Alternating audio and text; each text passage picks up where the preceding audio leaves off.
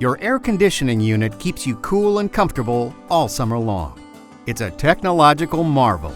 Have you ever thought about how it works? Let's have a look inside. Your AC unit is made up of 3 key components: the compressor and the condenser, both located outside the home, and the evaporator coil mounted to the furnace inside the home. Copper piping connects the inside and outside units, which contains refrigerant.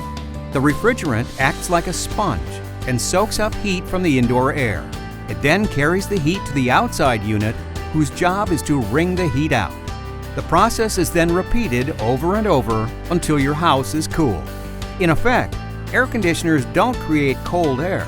They draw heat out of the air in your home.